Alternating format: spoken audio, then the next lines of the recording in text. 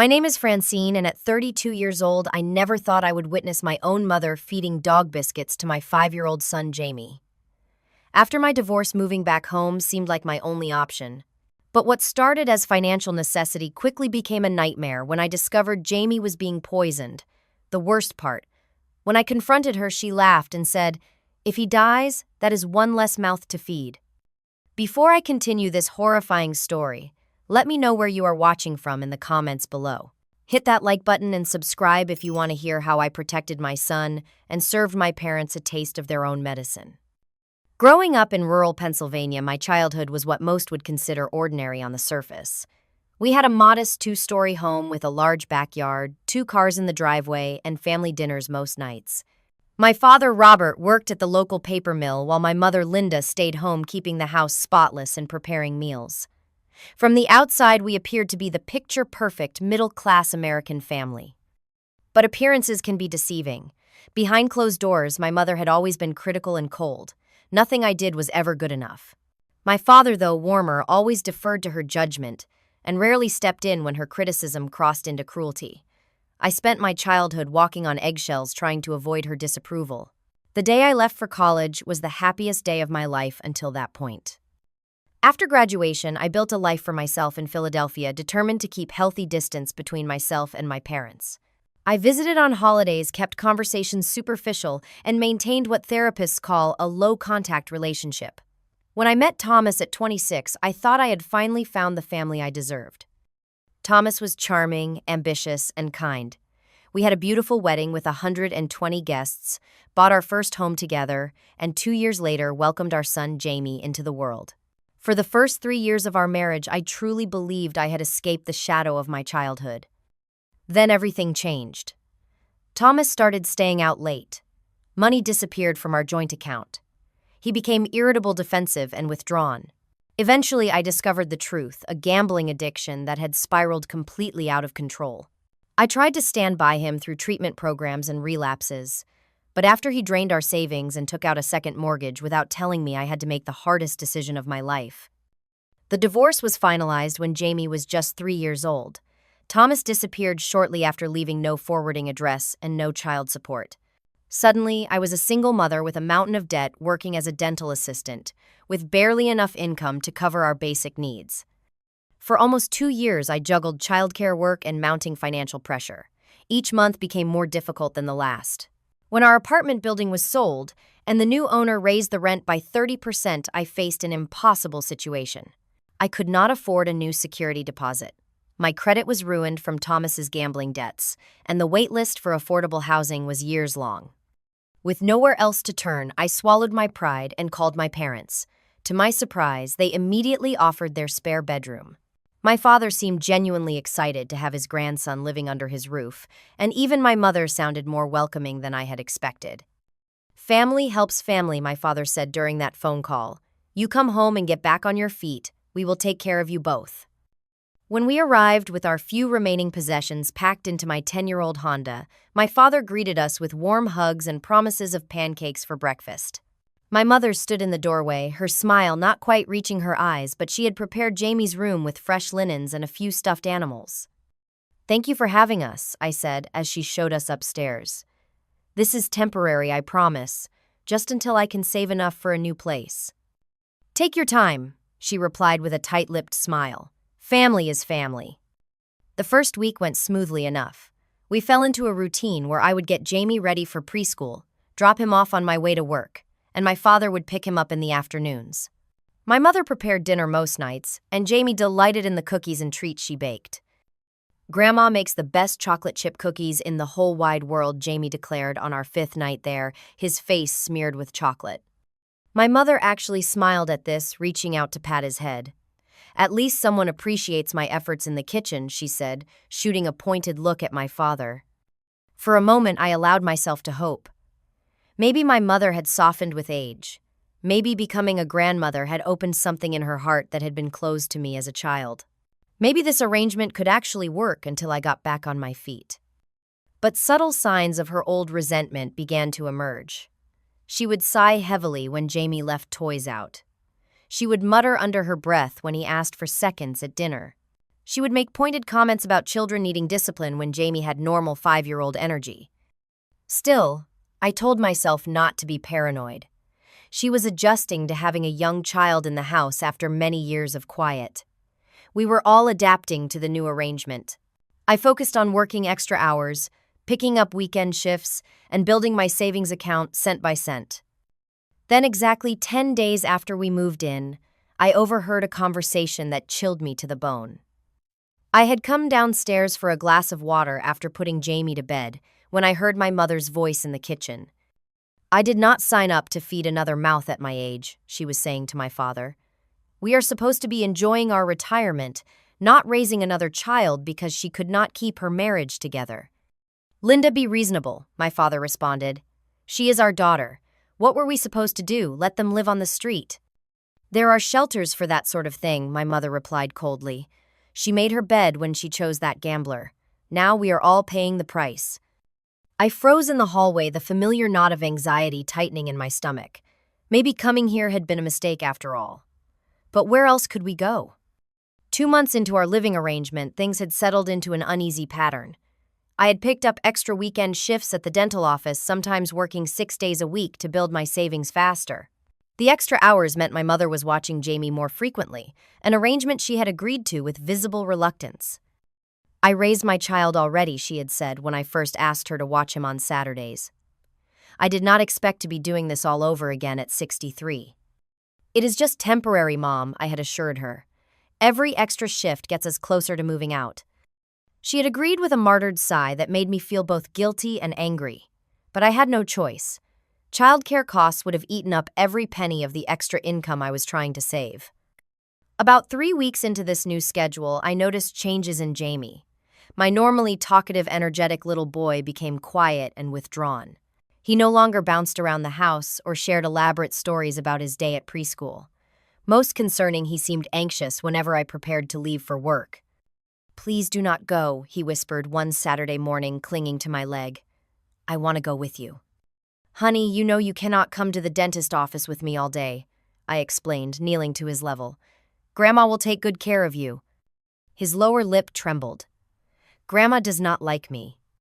A chill ran down my spine, but before I could respond, my mother appeared in the doorway. "Stop coddling him, Francine," she said sharply. "He needs to learn that the world does not revolve around him. You are going to be late for work." Jamie immediately let go of my leg and stepped back, his little body tensing. The reaction was subtle, but as his mother, I noticed immediately. This was fear. That evening, when I was giving Jamie his bath, I noticed small bruises on his upper arms, roughly the size and shape of fingertips. My heart began pounding. "Jamie, sweetie, what happened to your arms?" He looked down at the bruises and shrugged. "I do not know." "Did someone grab you?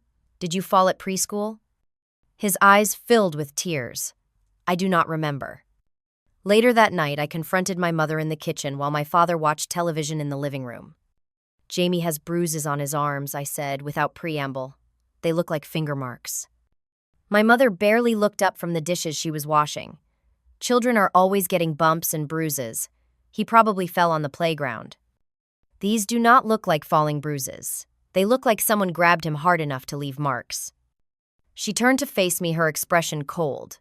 "Are you accusing me of something, Francine?" "I am asking what happened to my son while he was in your care." She dried her hands on a dish towel with deliberate slowness.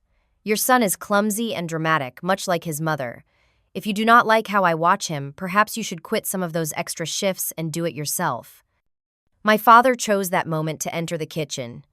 "What is all this about?" he asked, looking between us. I explained about the bruises, showing him a photo I had taken on my phone. He squinted at the image and shook his head. "Those could be from anything. Kids bump into things all the time. Francine, you are being overprotective. Your mother raised you just fine, and you survived." Survived. Not thrived, not flourished. Just survived. The word choice was telling, but I could see I was getting nowhere. I needed proof before making any accusations. The next day, I ordered a nanny cam disguised as a teddy bear and had it shipped overnight to my workplace. I placed it on the bookshelf in Jamie's room, angled to capture most of the space. I told myself I was probably overreacting, that the bruises likely had an innocent explanation, that my childhood trauma was making me project fears onto the situation. 3 days later, I reviewed the footage during my lunch break. What I saw made me physically ill. The camera had captured my mother entering Jamie's room while he was playing quietly with his blocks. She stood over him, arms crossed. "Those blocks belong to your grandpa from when he was a boy," she said on the recording. "If you break a single one, you will be very sorry. Children today have no respect for other people's property." Jamie looked up at her, his small face anxious. "I am being careful, Grandma." "Do not backtalk me," she snapped, "and pick up this mess. This room looks like a pigsty. You are just like your mother, always expecting someone else to clean up after you." When Jamie began hurriedly gathering the blocks, he accidentally knocked over the small tower he had built. My mother's hand shot out, gripping his upper arm exactly where I had seen the bruises. "Clumsy and careless," she hissed, pulling him roughly to his feet. "No dessert for you tonight. Maybe hunger will teach you to be more careful with other people's things." I closed the video, my hands shaking. This was verbal and emotional abuse, and the rough handling explained the bruises. But was it enough to justify uprooting Jamie again when we had nowhere else to go? Over the next 2 weeks, Jamie developed a mysterious rash on his arms and complained frequently about stomach aches. I took him to his pediatrician, Dr. Wilson, who examined him carefully. "His stomach seems a bit tender," Dr. Wilson noted. "Has there been any change in his diet recently?" "Not that I know of," I replied, "though my mother has been watching him while I work." The doctor nodded thoughtfully. "And how about stress? Any big changes or tensions at home?" I hesitated, not wanting to air family laundry, but concerned for Jamie's health. "We moved in with my parents recently. It has been an adjustment." Dr. Wilson asked to speak with Jamie alone for a few minutes, a standard practice, to allow children to speak freely about any potential abuse. When I returned to the examination room, the doctor's expression was carefully neutral. "Jamie did not share any specific concerns," she told me, "but I am a little worried about these physical symptoms coinciding with a major life change. Keep a close eye on him, track when these stomach aches occur, and bring him back if the symptoms worsen." On the drive home, I tried to get Jamie to open up. "You know you can tell me anything, right? If something is making you scared or sad or sick, I need to know so I can fix it." Jamie stared out the window. "Grandma says I complain too much, that I should be grateful to have food and a roof." The comment sent a chill through me. It sounded exactly like something my mother would say, something she had said to me countless times in my own childhood. That evening, I requested a day off from work, telling my boss it was for a family emergency. In reality, I needed to see firsthand how my mother treated Jamie when she thought no one was watching. The next morning, I dressed for work as usual, kissed Jamie goodbye, and thanked my mother for watching him. Instead of driving to the dental office, I parked a block away, walked back, and positioned myself behind the large oak tree in our neighbor's yard that offered a clear view through our kitchen window. I felt ridiculous and paranoid crouching there, but the knot of dread in my stomach would not let me dismiss my concerns. I waited nearly an hour watching as my mother moved around the kitchen while Jamie sat at the table coloring.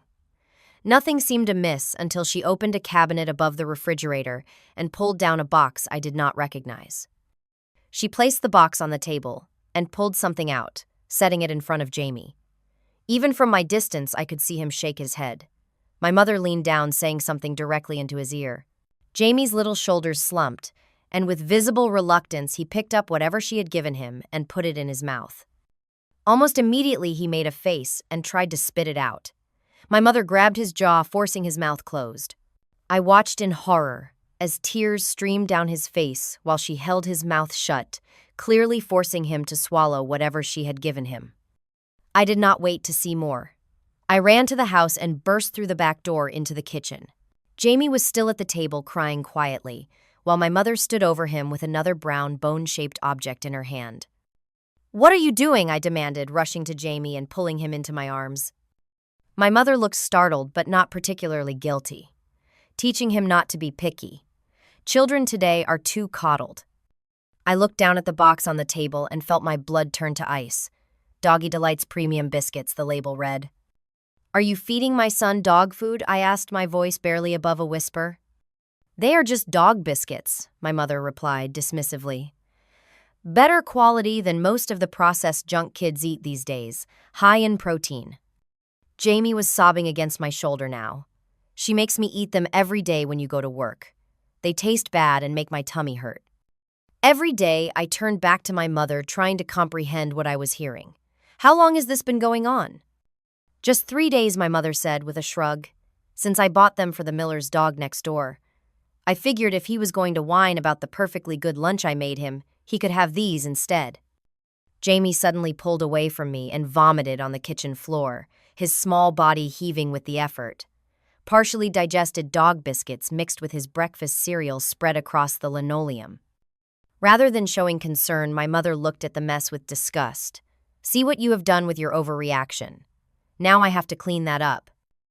He is throwing up because you fed him pet food, I shouted, my shock giving way to rage. What is wrong with you? He is a child, not an animal. My mother crossed her arms. If he cannot handle a few dog biscuits, he is too weak anyway. You coddle him too much. That is why he is so soft. Soft? He is 5 years old. She looked at Jamie, who was wiping his mouth and still crying quietly with cold detachment that chilled me to the bone. If he dies, that is one less mouth to feed, she said matter-of-factly. Your father and I did not sign up to support your bad decisions at our age. I stared at her, unable to process the cruelty of her words. This was beyond strict parenting or generational differences. This was deliberate cruelty toward a child. The sound of the front door opening broke the terrible moment. My father called out, "I forgot my wallet," as he walked into the kitchen, stopping short at the scene before him. What happened here? He asked, looking at the vomit on the floor, Jamie's tear-stained face, and my mother's defiant stance. Your wife has been feeding Jamie dog biscuits, I said, my voice shaking with rage. For 3 days. And when I confronted her, she said if he dies from it, that would be one less mouth to feed. I expected shock, horror, or at minimum concern from my father. Instead, his expression hardened as he looked at Jamie. The boy needs toughening up, he said, moving to stand beside my mother in a show of unity that shattered any remaining illusions I had. Look at him crying over a little stomach upset. In my day, children ate what they were given and were grateful for it. You cannot be serious, I whispered. This is exactly why we did not want you moving back in, my father continued, his voice rising. You are raising him to be soft, no backbone, no grit. He gestured dismissively at Jamie, who had curled himself into a small ball in my arms. He deserves worse for wasting our bloodline. My grandson should be strong, resilient, not this sniveling little wimp. This is what happens when fathers abandon their responsibilities. The venom in his voice made it clear this was not a momentary lapse in judgment, but a deeply held belief. In that moment, I realized that the coldness I had experienced in my childhood was not simply strict parenting, but something far more toxic, and now it was threatening my son. We are leaving. Now, I said, picking up Jamie, despite him being almost too big to carry. And if either of you ever come near my son again, I will have you arrested. On what charges? My mother scoffed. For feeding a picky eater something he did not like. Good luck with that. I did not respond, focused only on getting Jamie to safety. Within minutes, I had him in the car and was driving to the nearest emergency room, calling ahead to explain that my son had been forced to eat dog food for 3 days and was experiencing vomiting and stomach pain. At the hospital, doctors confirmed Jamie was suffering from mild poisoning symptoms. The preservatives and ingredients in the dog biscuits, while not immediately life-threatening to humans, were not meant for human consumption and had irritated his digestive system. They took blood samples, monitored his hydration levels, and kept him for observation. While Jamie slept in the hospital bed, a social worker named Alicia came to speak with me.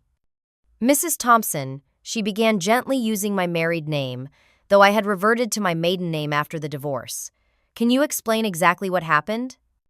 I told her everything from the bruises to the nanny cam footage to the horrific discovery that morning. When I finished, her expression was grave. This is definitely concerning behavior, she said. However, I need to be honest with you about our options here. Without more extensive physical abuse or evidence of severe neglect, it can be difficult to involve Child Protective Services or law enforcement in a meaningful way. She poisoned my son, I protested. Dog biscuits, while inappropriate and potentially causing discomfort, are not classified as poison in the legal sense, Alicia explained carefully. And the bruising you described, while concerning, would likely be classified as minor.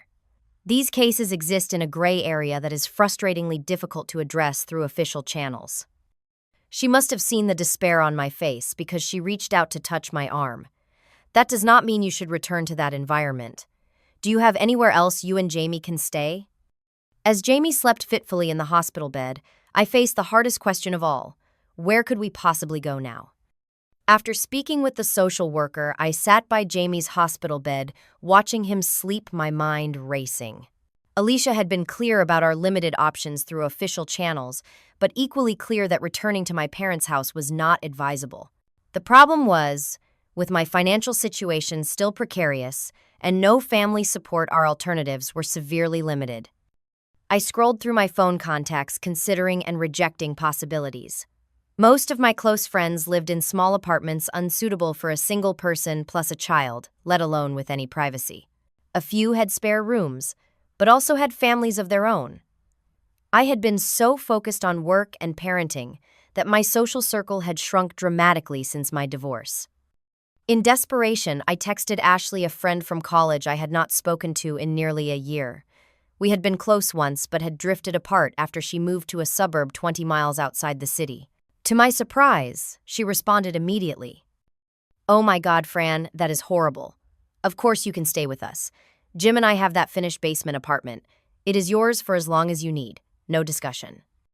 Relief washed over me, followed quickly by the realization that all our belongings were still at my parents' house. We had clothes, toys, important documents, and the few sentimental items we had kept through the financial hardships of the past 2 years. Somehow I would need to retrieve them. The next morning, after Jamie was discharged with instructions to drink plenty of fluids and eat a bland diet for several days, Ashley picked us up and took us to her home. Her husband Jim helped set up the pull-out couch in their basement apartment, while Ashley found clean clothes for Jamie from her nephew's old things.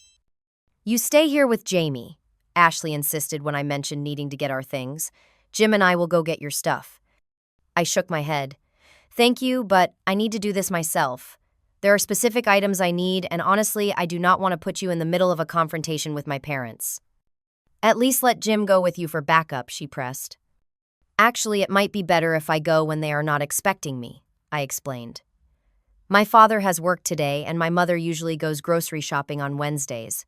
If I time it right, I can get in and out without seeing either of them." Ashley looked unconvinced but nodded. "Take my car so they will not recognize it if they come home early. And call me if anything happens. I mean anything." After making sure Jamie was comfortable watching cartoons with Ashley's 7-year-old daughter, I drove back to my parents' house. Relief washed over me when I saw both their cars were gone from the driveway. I used my key to enter quietly just in case. The house was silent. Moving quickly, I went upstairs to our room and began packing our essentials into suitcases. I grabbed Jamie's favorite stuffed elephant, his special blanket, his clothes, and his few books and toys. In my own bags, I packed clothes, toiletries, and the small jewelry box containing my grandmother's ring, the only valuable I had not sold during our financial difficulties. As I was gathering Jamie's medical records and our important documents from the desk in the guest room, I heard the front door open. Freezing in place, I listened to the sound of my parents' voices drifting up from downstairs. They had returned far earlier than expected. "I cannot believe she had the nerve to take him to the hospital," my mother was saying, "making a mountain out of a molehill. They probably think we are monsters now." "She has always been dramatic," my father replied. "But this might work in our favor, Robert. Think about it." "What do you mean?" My mother's voice had taken on a calculating tone I recognized from childhood, the one that always preceded her most manipulative moves. "If she is going to claim we are unfit, we can do the same. We have seen how she struggles financially, how she leaves him with us to work all those hours. We could make a case that she is the neglectful one." My heart began pounding so loudly I feared they might hear it. Were they actually discussing trying to take custody of Jamie? "She would never agree to that," my mother said. She would not have to agree. We document her long work hours, the financial instability, perhaps suggest she has become unstable since the divorce.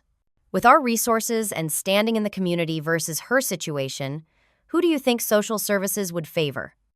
We could keep Jamie here, raise him properly, my mother mused, and the eagerness in her voice sent a chill down my spine. Without her softening influence, we could shape him into a proper young man, not the weak little thing she is creating. Exactly. And imagine her face when we tell her she can visit her own son only under our supervision, my father added with a chuckle. After all her accusations, that would be fitting justice. I stood frozen in horror, suddenly understanding that this had never been about the inconvenience of having us stay with them. This was about control, about owning Jamie, about continuing the cycle of emotional abuse I had escaped.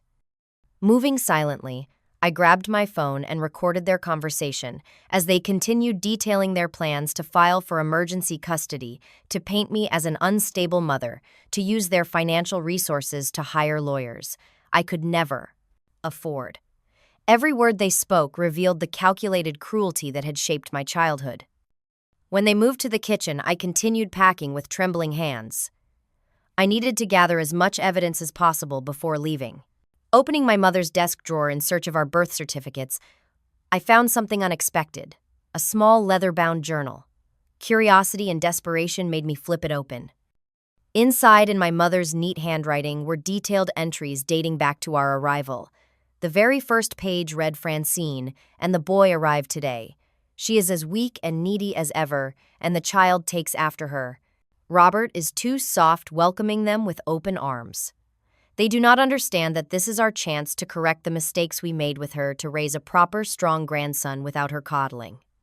Page after page documented her resentment, her deliberate attempts to toughen up Jamie, and increasingly her plans to find ways to keep him while removing me from the picture. There were even notes about consulting a lawyer friend about grandparents' rights and the feasibility of proving me an unfit mother. I took photos of the most damning pages, then slipped the journal back exactly where I had found it.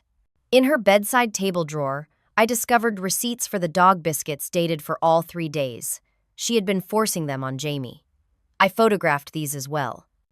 Moving to my father's office, I found a folder labeled Custody Options containing printouts of legal websites discussing grandparents' rights and criteria for determining parental unfitness. There was even a draft letter to a family court judge they knew socially, describing their concerns about my parenting. By the time I had documented everything and packed all our essentials, my parents had moved to the backyard, still audibly discussing their plans. I slipped out the front door, loaded Ashley's car, and drove away, my heart pounding, but my resolve strengthening with every mile.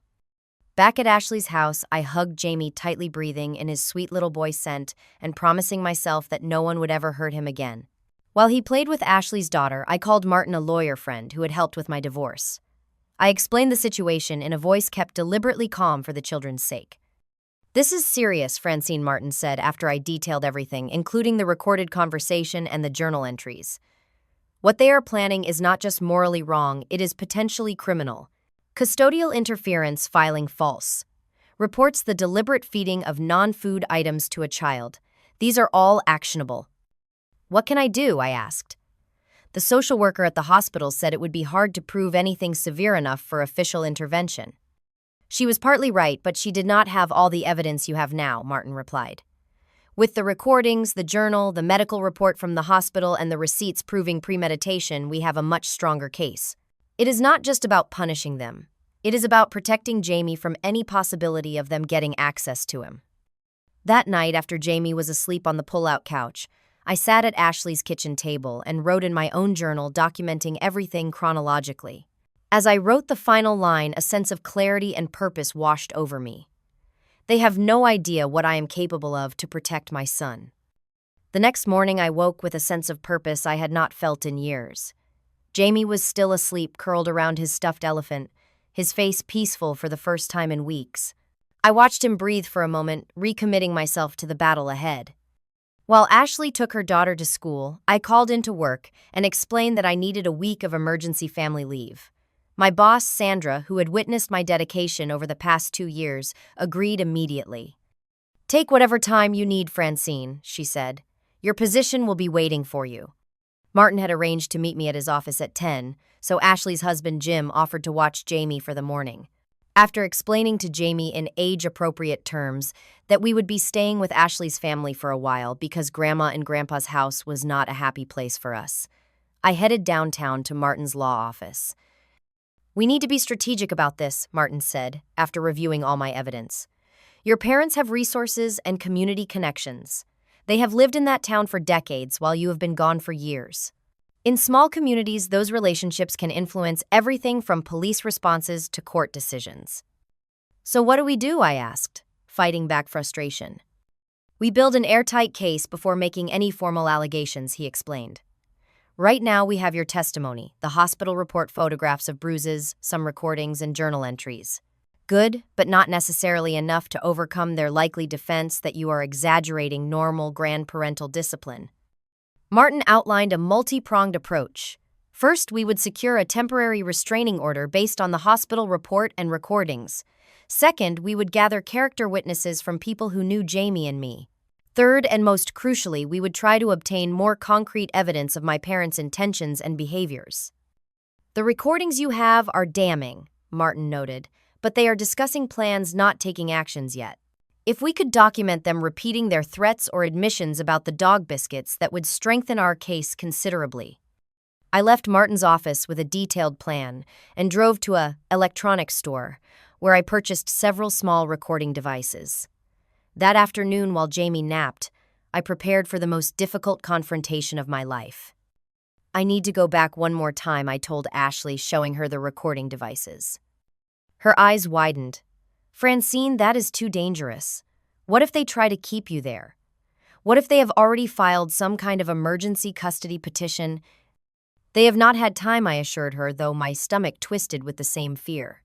"And I will not go alone. I have asked Jim to wait in the car down the street, and I have Martin on standby. I just need 10 minutes with them, long enough to get them to repeat what they did and what they plan to do." Despite Ashley's concerns, I returned to my parents' house that evening, planting the small recording devices in the living room, kitchen, and my father's office before ringing the doorbell.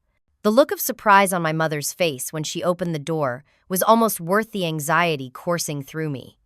"Francine," she said flatly, "I suppose you have come for more of your things." "Actually, I came to talk," I replied, keeping my voice steady. "Is Dad home?" She nodded reluctantly and stepped back to let me in. My father appeared in the hallway, his expression guarded. "So you have decided to be reasonable," he said, misinterpreting my presence. "Good. The boy belongs here with us. You can visit whenever you like." The casual assumption that I would simply hand over my son made my blood boil, but I kept my expression neutral. "Before we discuss any arrangements, I need to understand exactly what happened while I was at work." "Why were you feeding Jamie dog biscuits, Mom?" My mother crossed her arms defensively. "I already told you. He was being picky about his lunch." "For 3 days in a row I pressed. You bought those biscuits specifically on Monday, and you fed them to him Monday, Tuesday, and Wednesday." "The boy needs to learn that food is food," she replied. "In many parts of the world, children would be grateful for anything to eat." "Did you know they would make him sick?" I asked, watching her carefully. A small, satisfied smile played at the corner of her mouth. "They are just dog biscuits. If something that minor made him sick, then he is even weaker than I thought." My father stepped forward. "Your mother did nothing wrong. In my day, children who misbehaved got far worse than a few pet treats." "He did not misbehave," I pointed out. "He just did not want to eat food meant for animals." "Same thing," my father dismissed with a wave of his hand. "Disobedience is disobedience." I turned to face him directly. "And what did you mean yesterday when you said he deserved worse for wasting your bloodline?" My father's eyes narrowed, but he did not deny his words. "Exactly what I said. A grandson should be strong, resilient, able to handle life's challenges. Not crying over a upset stomach or running to his mother when things get tough. We need to toughen him up or he will never survive in this world." "Even if that toughening up might kill him?" I asked quietly. "If he cannot handle being toughened up, then he is not worth the investment of our time and resources," my father stated coldly. "I told your mother from the beginning that boy needs discipline, structure, and consequences. Not your coddling." My mother nodded in agreement. The dog biscuits were intentional, Francine. A test, if you will. And he failed just like you always did. The casual cruelty of their admission made my stomach turn. I had what I needed on the recordings but pushed a little further. And now you want to take him away from me. To raise him yourselves. It would be for his own good, my mother said. You are clearly not equipped to raise a strong young man. With us, he would learn proper respect and resilience. We would make sure of it. Through what methods, I asked, fighting to keep my voice steady. My father smiled coldly. Whatever methods prove necessary. Sometimes children need to learn through discomfort. Pain is an excellent teacher. The boy will toughen up or die trying. But either way, he will not grow up to be weak like his mother. I had heard enough. Making an excuse about needing to use the bathroom, I retrieved the hidden recording devices on my way out, slipping them into my purse while my parents waited by the front door. As I left, my father called after me. Think about what is best for the boy, Francine. You cannot provide for him like we can. Be reasonable, and this can all be settled amicably. I did not respond, simply walked to my car and drove to the end of the street where Jim was waiting. I was shaking so badly I could barely hold the steering wheel. Did you get what you needed? Jim asked as I pulled up beside his car. I nodded, unable to speak past the lump in my throat. Good, he said firmly. Now let's get you home to your son. That night, after listening to the recordings with Martin on the phone, I made another unexpected call. Despite everything that had happened between us, I found myself dialing Thomas's last known number. To my surprise, he answered on the third ring. Francine. He sounded genuinely shocked to hear from me. Is everything okay? Is Jamie all right? The concern in his voice was so different from the dismissive man who had abandoned us that I found myself momentarily speechless. Francine, are you there? I cleared my throat. Jamie is safe right now, but we are in a difficult situation. I would not be calling if we had any other options. I explained what had happened with my parents, leaving out some of the more disturbing details but making the danger clear. Thomas listened without interruption. I have been in recovery for 14 months, he said when I finished. Working the program, making amends where I can. I know I have no right to ask for forgiveness or to be part of Jamie's life after what I did, but please let me help now. I have a steady job, an apartment with a spare room. You and Jamie can stay as long as you need while you get back on your feet. His offer was the last thing I had expected. I do not know, Thomas. There is a lot of water under that bridge. I know, he said quietly. And I am not asking to jump back into your lives permanently. Just let me help now when you need it. Consider it the start of making amends, not the end. After discussing it with Ashley and Martin, I cautiously accepted Thomas's offer of financial help for immediate expenses and the security deposit on a new apartment, but decided against staying with him. The boundaries needed to be clearer than that, both for Jamie's emotional well-being and my own. Over the next few days, I worked with Martin to prepare our legal case. We met with Jamie's preschool teacher, who provided a written statement about his recent behavioral changes and his generally happy, well-adjusted demeanor before moving in with my parents. My supervisor at the dental office wrote a character reference attesting to my work ethic and dedication as a parent. Even Jamie's pediatrician, Dr. Wilson, prepared a statement about her observations and concerns. Martin filed for an emergency restraining order to prevent my parents from approaching Jamie or attempting to remove him from my custody. The family court judge granted it based on the hospital report and the recordings, scheduling a full hearing for the following week. While gathering additional evidence, Martin made a disturbing discovery. Through a contact at Child Protective Services, he learned that there had been previous complaints about my mother from neighborhood children years earlier. Nothing had been substantiated at the time, but 3 separate families had reported that their children returned from playing at our house, upset and unwilling to return. Even more shocking, when Martin began inquiring discreetly around town, a disturbing pattern emerged. My mother had a history of animal abuse that had been quietly covered up by my father's community connections. 2 neighbors confidentially reported seeing her kick and starve neighborhood cats, and one elderly woman remembered her deliberately poisoning a neighbor's dog that barked too much when I was a child. These revelations shook me deeply. Had I suppressed memories of these incidents from my childhood? Or had I been so thoroughly conditioned to accept my mother's behavior as normal that I had not recognized the extent of her cruelty? Armed with this growing mountain of evidence, I met with a police detective to file formal charges for child endangerment. Detective Rivera listened carefully to my account, reviewed the recordings and journal entries, and asked pointed questions about the timeline and specific incidents. "This is a strong case, Miss Walker," she said, using my maiden name. "The premeditated nature of the dog biscuits combined with the recorded admissions and their stated intentions to interfere with custody rises to the level of criminal behavior, not just a family disagreement." The night before our scheduled court hearing, I sat in Ashley's guest room looking at old photos of myself as a child. In so many of them, I wore the same tight, anxious smile I had recently seen on Jamie's face. The pattern was so clear now: the emotional manipulation, the subtle cruelty, the constant undermining of confidence disguised as character building. I made a promise to myself and to Jamie that night. The cycle would end with me. My son would grow up knowing only love, support, and the kind of discipline that builds confidence rather than destroying it. And my parents would never have the opportunity to hurt another child again. The morning of the court hearing dawned clear and cold. I dressed carefully in a conservative navy blue dress, wanting to project stability and calm. Jamie stayed with Ashley, who had taken the day off work to keep him distracted with a trip to the Children's Museum. I had decided with Martin's support that Jamie did not need to be present for the confrontation. Thomas met us at the courthouse, having driven in from Pittsburgh, where he was now living. Seeing him waiting nervously in the hallway dressed in a suit that hung slightly loose on his frame, I felt a complicated mix of emotions. This was the man who had abandoned us, but also the man who had immediately offered help when I finally reached out. "Thank you for coming," I said, extending my hand formally. He took it, his grip firm but gentle. "I should have been here all along," he replied. "I cannot change that, but I am here now." Martin arrived with Detective Rivera, who had news to share before we entered the courtroom. "We executed a search warrant at your parents' home yesterday evening," she informed me. "We found additional evidence that will strengthen both the family court case and the criminal charges." "What kind of evidence?" I asked, both curious and apprehensive.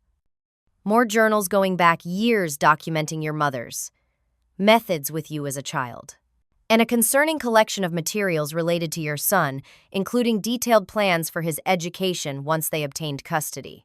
There were also financial records showing they had already paid a substantial retainer to a custody attorney." The knowledge that they had been so confident, so prepared to rip Jamie away from me, made me feel physically ill. But there was a grim satisfaction in knowing their preparations would now serve as evidence against them. When we entered the courtroom, my parents were already seated with their lawyer, a silver-haired man in an expensive suit who exuded confidence and privilege. My mother wore a powder blue dress that made her look like a gentle grandmother, while my father had donned his Sunday suit and a solemn expression. The performance was perfect, and for a moment I felt a flicker of doubt. They looked so normal, so respectable. Would the judge see through the facade to the cruelty beneath?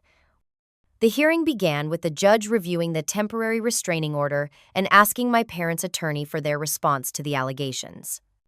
"Your Honor, this is a deeply unfortunate family misunderstanding," their lawyer began smoothly. "My clients, as loving grandparents, were simply trying to instill proper values and discipline in their grandson, values that they feel their daughter has neglected. Perhaps their methods were old-fashioned, but they were certainly not abusive or malicious." Martin rose next, his expression grave. "Your Honor, this goes far beyond a generational disagreement about parenting styles.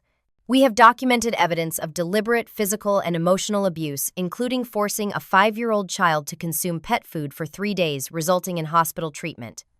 He proceeded to play selected portions of the recordings I had made, including my mother's admission that the dog biscuits were intentional and my father's statement that Jamie would toughen up or die trying. My mother's carefully composed expression cracked as her own voice filled the courtroom. My father's face flushed deep, read, his hands clenching into fists on the table before him. Their lawyer tried to object, claiming the recordings had been made without consent, but the judge overruled him, citing the one-party consent laws in our state. Detective Rivera testified next, describing the evidence found during the search of my parents' home and the previous complaints about my mother's behavior toward neighborhood children and animals. "Your Honor," she concluded, "this appears to be a long-standing pattern of abusive behavior that has now extended to a vulnerable child. We have filed criminal charges for child endangerment, and we believe these individuals pose an ongoing threat to both Miss Walker and her son. When it was my turn to speak, I approached the witness stand with a strange calm. The truth had finally been exposed to the light, and whatever happened next, my parents' true nature was on record. I described finding the bruises on Jamie's arms, installing the nanny cam, and discovering my mother forcing dog biscuits into his mouth. I detailed Jamie's physical symptoms, the hospital visit, and the conversations I had overheard about their plans to take him from me. "Miss Walker," the judge asked, after I finished, "why did you initially move in with your parents if, as you testify, you experienced abuse in their home as a child?" The question was fair, though painful. "Your Honor, I had convinced myself that what I experienced was simply strict parenting, not abuse. I believed or wanted to believe that they would be different with their grandson. We were facing homelessness, and I felt I had no other options to keep a roof over my son's head. I made the best decision I could with the information and resources I had at the time, and when I discovered they were hurting Jamie, I immediately removed him from their home." The judge nodded thoughtfully before turning to my parents. "Mr. and Mrs. Walker, would you like to respond to these allegations?" My father stood, ignoring his lawyer's attempt to keep him seated. "This is all being blown out of proportion," he said, his voice tight with controlled anger.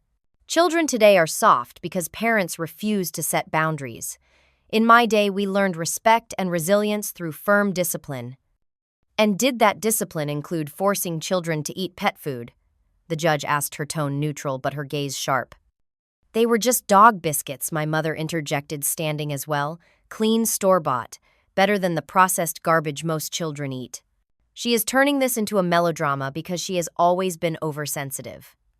"Mrs. Walker," the judge said firmly, "feeding a child food intended for animals is not acceptable discipline by any modern standard, and the medical report indicates your grandson experienced physical distress as a result."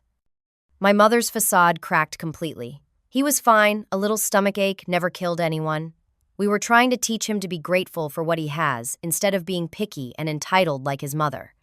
"And did you state as recorded that if he died from this treatment, it would be one less mouth to feed?" the judge pressed. I was frustrated, my mother snapped. "Parents say things they do not mean when they are at their wits' end with difficult children. She has no idea how challenging it is to raise a child properly." The irony of her statement, given that I was the one actually raising Jamie while she merely watched him occasionally, seemed lost on her. My father stepped forward, his expression darkening. "We have rights as grandparents. That boy is our blood too, and we deserve a say in how he is raised. If my daughter insists on making him weak, someone needs to counterbalance that influence." "By forcing him to eat dog food?" the judge asked. "By teaching him that actions have consequences," my father shouted, losing his composure entirely. "By showing him that the world does not revolve around his comfort and preferences. Linda was right to test his resilience. How else will he learn to be a man?" The courtroom fell silent at his outburst. Even their lawyer looked dismayed. After a brief recess during which my parents could be heard arguing with their attorney in a conference room, the judge returned with her decision. "Based on the evidence presented, I am extending the restraining order indefinitely. Mr. and Mrs. Walker are to have no contact with their grandson or daughter pending the outcome of the criminal proceedings against them. Furthermore, I am referring this case to Family Services for ongoing monitoring." She turned to face my parents directly. "The court takes a very dim view of the behavior described today. Modern understanding of child development makes it abundantly clear that the methods you advocate are harmful, not helpful to children's emotional and physical well-being." As we left the courtroom, my mother lunged toward me, her composure completely shattered. "You ungrateful little witch, after everything we have done for you." Court officers immediately stepped between us, but not before I saw the raw hatred in her eyes, a hatred that had probably been there my entire childhood, but that I had desperately interpreted as tough love. Outside the courthouse, local news crews had gathered, alerted by the police report and court filing. My parents were escorted out a side entrance, but several reporters approached me for comment. Martin fielded their questions professionally while I stood silently beside him, still processing the confrontation. As he explained the basic facts of the case without sensation or unnecessary detail, I noticed our next-door neighbors, the Hendersons, watching from the courthouse steps. Mrs. Henderson approached me hesitantly after the reporters dispersed. "Francine, I just wanted to say, I am so sorry. I suspected something was not right over the years the way your mother treated you, but I never said anything. I should have." Her husband nodded solemnly beside her. "We heard shouting, sometimes saw how you flinched whenever your mother raised her voice. But your father was so respected in town, we told ourselves it could not be that bad. We saw how she treated that stray cat, too," Mrs. Henderson continued. "The one that used to come around when you were in high school. Found it poisoned in our garden. We knew deep down, but we did not want to cause trouble." Their admission that others had seen the truth but remained silent was both validating and painful. How different might my childhood have been if someone had intervened? More neighbors and community members came forward in the days that followed. A former babysitter admitted she had quit because she could not bear to watch how my mother spoke to me. A teacher confessed she had considered reporting her concerns but feared my father's influence in the school district. The criminal case proceeded swiftly, bolstered by the physical evidence and recordings. My parents were charged with child endangerment, attempted custodial interference, and filing false reports. The district attorney, seeing the strength of the evidence and perhaps influenced by the growing public interest in the case, pursued the charges aggressively. 3 months after that first court appearance, my parents stood for sentencing. My mother received 18 months in state prison, followed by 5 years of probation, during which she would be barred from contact with any minors. My father, deemed an accessory rather than the primary abuser, received 8 months in county jail and 3 years of probation.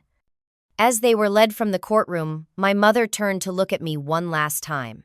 I expected to see hatred, but instead her expression held something like confusion, as if she genuinely could not understand why her actions were considered wrong. In that moment, I realized a fundamental truth: my parents were broken in ways that could never be fixed. Their capacity for empathy and love had been warped long before I was born, perhaps by their own childhood experiences. Understanding this did not excuse their behavior, but it helped me see that their cruelty toward Jamie was never about him or me. It was the manifestation of something damaged within themselves. Standing outside the courthouse after the sentencing, with the weight of decades of fear and pain finally lifting from my shoulders, I felt an unexpected sense of peace wash over me. The cycle of abuse that had likely continued through generations of my family had stopped with me.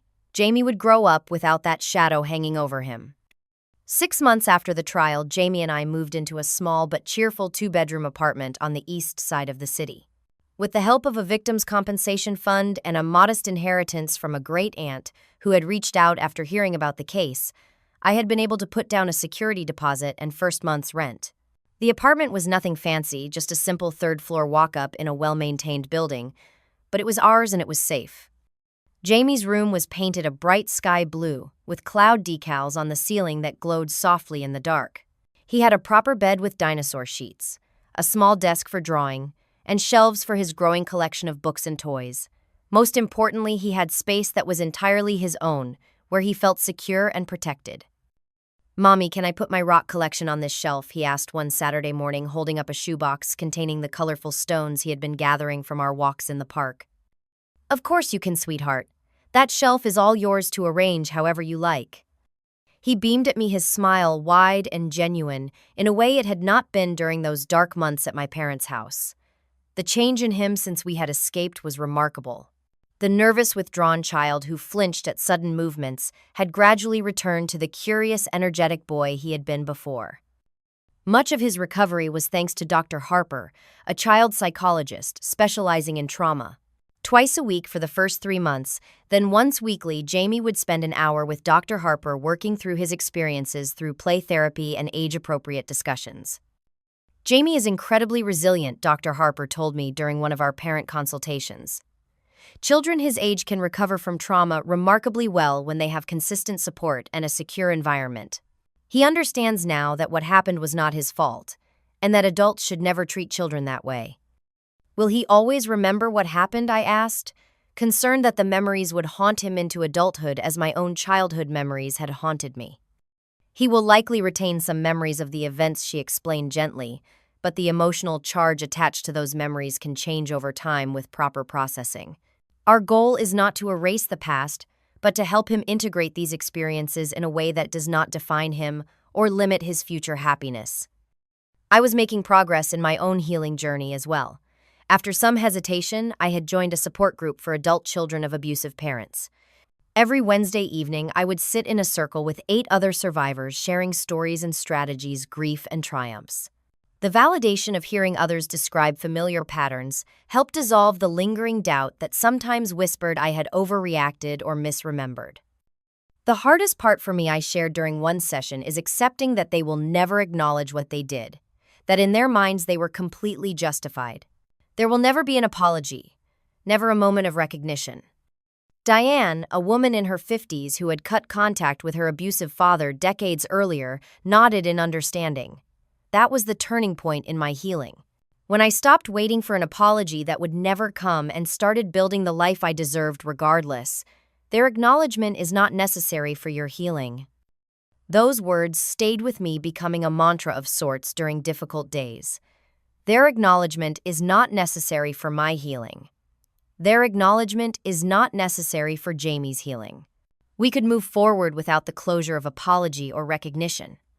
My professional life stabilized as well.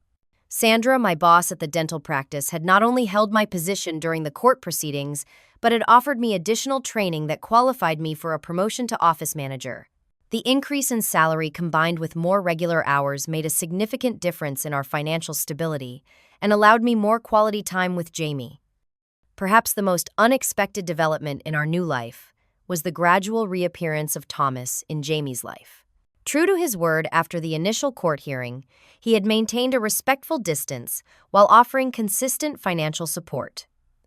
3 months after the trial, he asked if he could see Jamie for a supervised visit. "I understand if the answer is no," he said during that phone call. "I forfeited my right to be in his life when I left.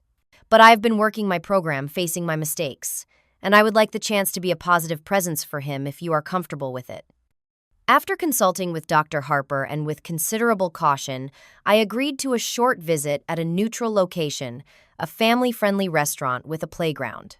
I watched carefully as Thomas and Jamie interacted, ready to intervene at the first sign of distress from either side.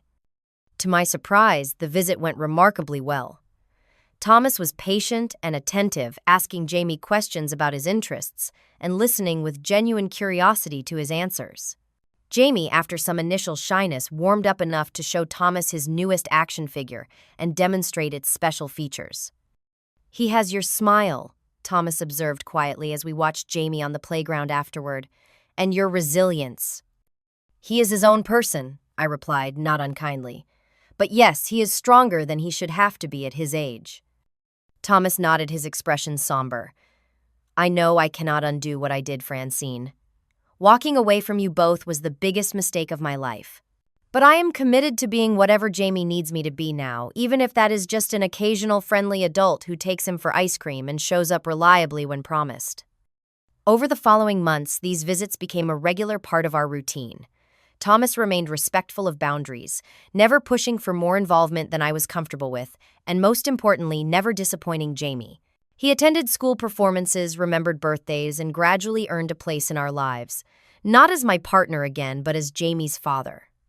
"Does Daddy live with us now?" Jamie asked one evening after Thomas had dropped him off from a trip to the Science Museum. "No, sweetheart. Daddy has his own apartment. But he lives close enough to visit often." Jamie considered this, his small face serious. "But we are still a family, right? Even if we live in different places." "Yes," I answered, surprised at how true it felt. "We are still a family. Families come in all different shapes and arrangements. What makes a family is not who lives in the same house, but who loves and takes care of each other." He nodded, satisfied with this explanation. "Like Ashley and Jim are our family too, even though we do not live with them anymore." "Exactly like that," I agreed. As Jamie continued to heal and thrive, I found myself increasingly drawn to help others who had experienced similar situations. I started volunteering with a local organization that provided support to parents fleeing abusive relationships, offering childcare during support group meetings, and helping with administrative tasks. Through this volunteer work, I connected with other survivors and advocates, eventually joining a community education initiative focused on recognizing the signs of child abuse and neglect. Once a month, I would speak at community centers, schools, or healthcare facilities, sharing my story and helping others understand the often subtle signs that a child might be suffering. Abuse does not always leave visible bruises, I would explain to these groups. Sometimes the deepest wounds are invisible, inflicted through words manipulation and emotional cruelty. But these invisible wounds can be just as damaging sometimes, more so because they go unrecognized and untreated. After one such presentation, an elderly man approached me with tears in his eyes. I was that neighbor, he confessed. The one who heard things but did nothing, who suspected but looked away. Your courage in speaking out has opened my eyes. Next time I will not be silent. These moments reinforced my belief that sharing our stories, however painful, could create ripples of change that extended far beyond our individual healing. Each person who learned to recognize the signs, who committed to speaking up, instead of looking away, represented potential protection for a child like Jamie, or like the little girl I had once been. On Jamie's 6th birthday, we had a small celebration in our apartment with a handful of his friends from school and their parents. Thomas came early to help set up Ashley, and her family brought a homemade cake, and Jamie's best friend Michael brought his new puppy, a gentle golden retriever that Jamie had been admiring. As I watched Jamie laughing and playing, surrounded by people who genuinely cared for him, I felt a profound sense of gratitude wash over me. Despite everything we had endured, or perhaps because of it, we had created something beautiful and precious, a chosen family built on respect, kindness, and authentic connection. Later that evening, after all the guests had gone and Jamie was in bed surrounded by his new toys, I sat on our small balcony watching the city lights. Thomas had stayed to help clean up and joined me with a cup of coffee. You have done an amazing job with him, he said quietly. He is happy, confident, and kind. That is because of you, Francine. It is because of all of us, I corrected gently, the village we have built around him. You, Ashley, and Jim, his teachers, his therapist. I learned that I do not have to do everything alone, that accepting help is not weakness but wisdom. We sat in comfortable silence for a moment before Thomas spoke again. Have you heard anything about your parents? I shook my head. My mother is still in prison. My father was released last month but is required to stay in the county. The restraining order is still in effect for both of them. Honestly, I try not to think about them much anymore. Do you think you will ever forgive them? He asked carefully. The question made me pause. Forgiveness had been a complicated topic in my support group, with some members finding peace through forgiveness, while others rejected the very concept. I have come to understand that forgiveness is not the same as reconciliation, I said finally. I can forgive them in the sense of letting go of the anger that once consumed me without ever allowing them back into our lives. Their actions were unforgivable, but holding on to hatred only keeps me tethered to the past. Thomas nodded thoughtfully. I hope someday you can extend some of that grace to me as well, he said softly. I looked at him, this man who had once broken my heart but was now steadily rebuilding trust day by day. I already have, I replied. Not for your sake, but for mine, and for Jamie's. Forgiveness was never about absolving you of responsibility, but about freeing myself from the weight of resentment. A week after Jamie's birthday, he came to me with a question that broke my heart and healed it simultaneously. Mommy, were Grandma and Grandpa sick in their minds? I sat down beside him on the couch, taking a moment to consider how to answer truthfully while remaining age-appropriate. In a way, yes, I said finally. Some people never learn how to love others properly. They might have been hurt themselves when they were little, or something in their brains works differently. They did bad things not because you deserve them, but because they did not know how to be good grandparents. Jamie nodded solemnly. Dr. Harper says some people have thorns in their hearts that make them hurt others. That is a good way of thinking about it, I agreed. But the important thing to remember is that their thorns are not your fault, and you deserve to be treated with kindness and respect always. He leaned against me, his small body warm and trusting. I am glad we do not have thorns in our hearts, Mommy. I hugged him close, marveling at his capacity for compassion even after what he had experienced. Me too, sweetheart, me too. In the quiet moments of that evening, as Jamie slept peacefully in his blue cloud room, I reflected on the journey that had brought us here. We had survived not just my parents' cruelty, but also the systemic failures that had allowed their abuse to continue unchallenged for so long. We had found strength not just within ourselves, but in the community we had built around us. I learned that family is not about blood, it is about who treats your heart with gentle hands. And sometimes the greatest act of love is knowing when to walk away and build something new, something healthier, something true. Have you ever had to protect someone you love from a toxic family member? I would love to hear your experiences in the comments below. And if this story resonated with you, please hit the like button and subscribe to hear more stories of resilience and healing. Remember that sharing these stories helps others feel less alone in their struggles. Thank you for listening, and I wish you all the strength and support you deserve on your own healing journey.